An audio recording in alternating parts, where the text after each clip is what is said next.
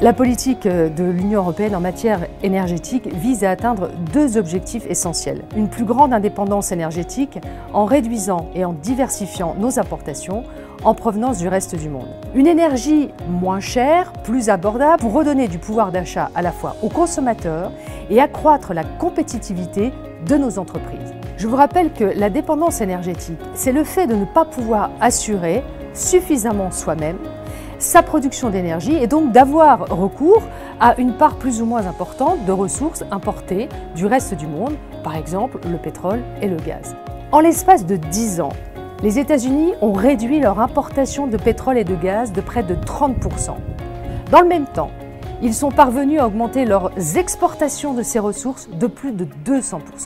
Leur degré de dépendance énergétique, en particulier vis-à-vis du pétrole saoudien, a baissé d'environ 20 points.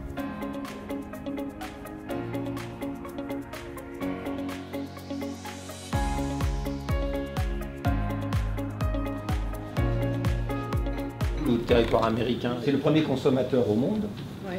Et il devient exportateur. Ils avaient besoin de l'Arabie Saoudite et maintenant c'est eux qui vont mettre... Et c'est ce qui fait baisser aussi le cours du baril. On va en parler, la révolution est là.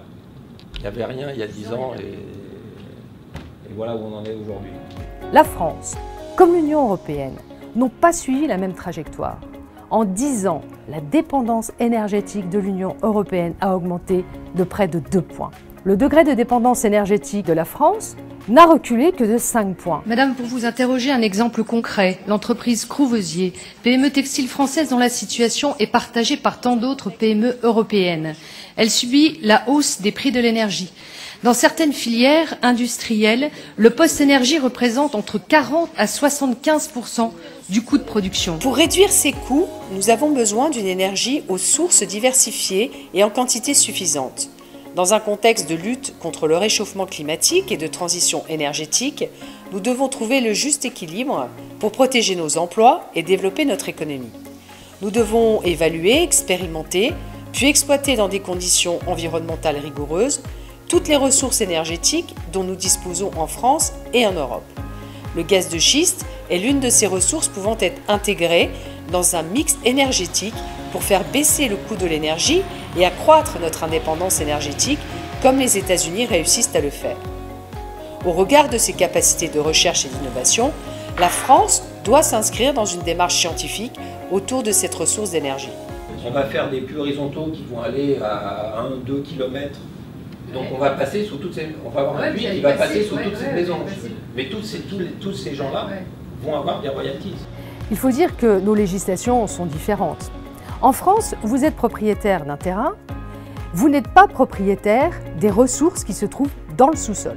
Aux États-Unis, vous êtes propriétaire du terrain, mais vous êtes également propriétaire du sous-sol. En France, c'est l'État qui est propriétaire des ressources qui se trouvent dans le sous-sol. On a les puits qui partent en fait à 2 km de ce côté, 2 km de celui-ci. Ouais. Donc en fait... Ah oui, c'est en fait dès que vous passez chez un propriétaire. Exactement, donc en fait on verse sûrement des royalties, la personne qui a ce bâtiment et à la station-service qui est derrière, et etc. etc. On touche peut-être 40 propriétaires de ce côté et 20 de celui-ci. La parcelle de terrain ici qui a les droits miniers de tout ça touche sur toute cette trajectoire. Donc nous on est là.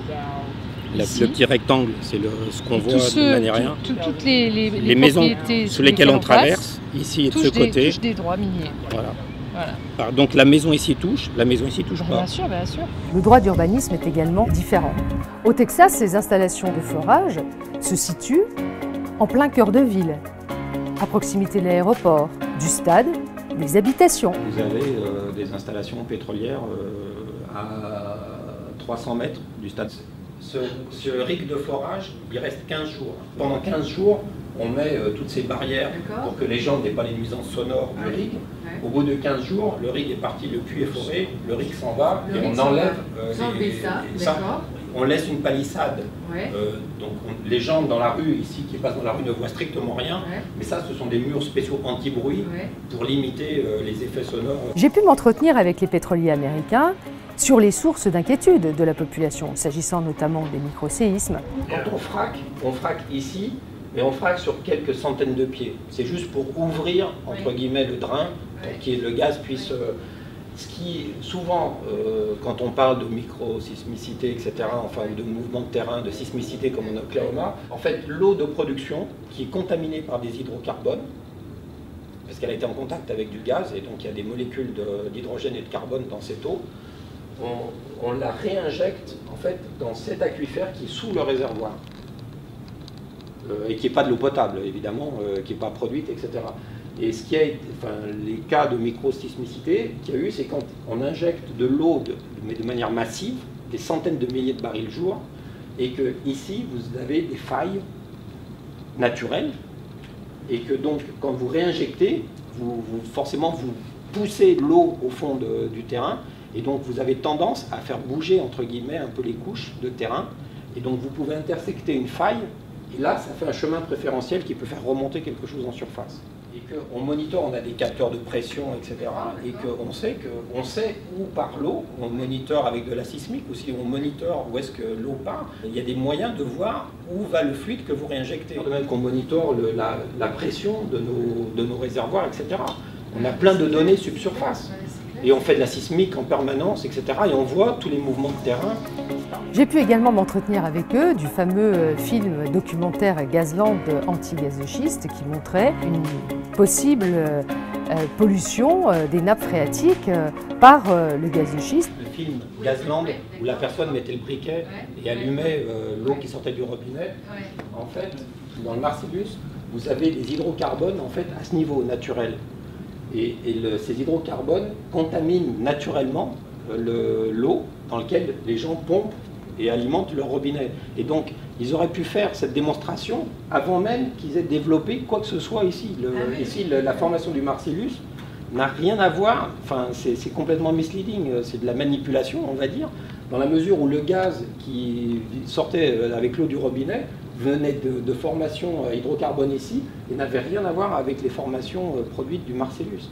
Du coup, ceux qui disent oui, ça peut endommager la nappe phréatique. Un puits de géothermie passera à travers ces mêmes couches. Un puits de conventionnel passera après ces...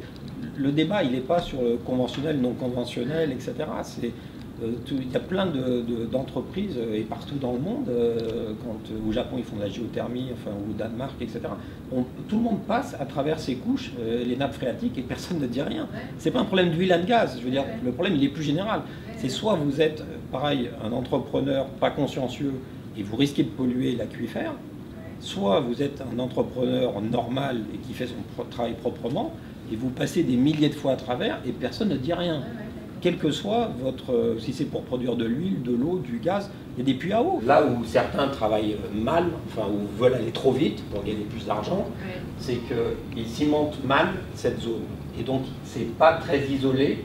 Et donc après, quand vous avez du gaz éventuellement qui après va remonter à la surface, si ici vous n'avez pas une bonne étanchéité, par exemple, ou votre ciment n'est pas de bonne qualité, le gaz va migrer à travers le ciment et va potentiellement pouvoir aller polluer une nappe phréatique. Donc le problème, c'est la qualité du cuvelage. C'est la qualité du cuvelage. En fait, voilà par quoi sort le gaz. Par lequel le gaz transite dans ces tubes pour remonter jusqu'à la surface.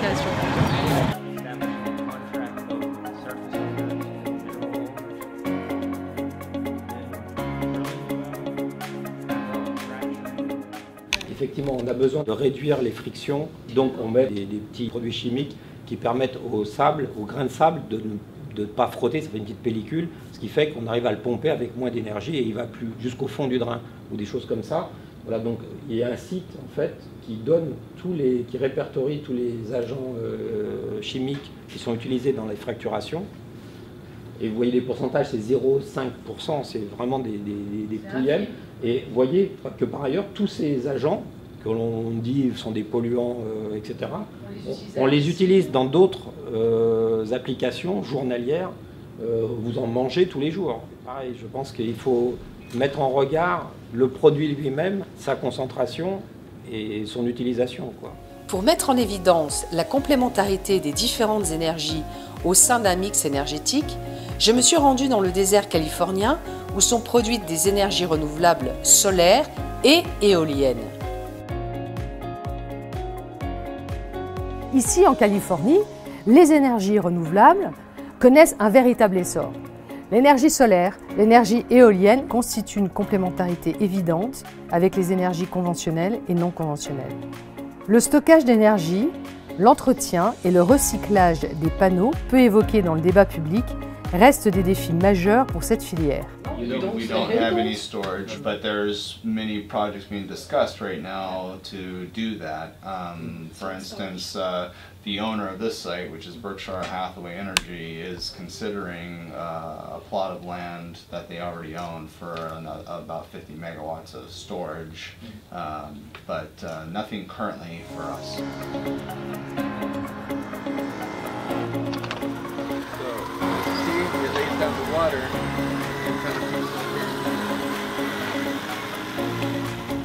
Ça, c'est les robots qui nettoient.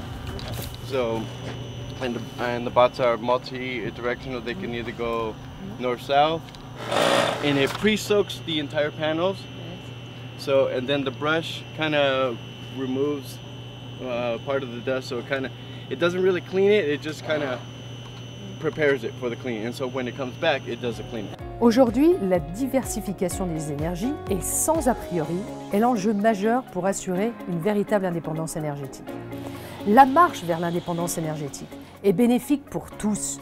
La révolution du gaz de schiste et du pétrole de schiste américain est un des facteurs qui a contribué à faire baisser de façon durable les prix des énergies, y compris les prix de l'essence à la pompe pour les citoyens français. Je plaide pour que le bon sens et la démarche scientifique l'emportent. Nous devons être en mesure de connaître le potentiel de nos ressources en pétrole et gaz de schiste, tant au niveau national qu'européen, et expérimenter leur extraction dans des conditions environnementales rigoureuses. La France est historiquement une nation de recherche et d'innovation. Fermer la porte à l'expérimentation du gaz de schiste est pour moi une faute.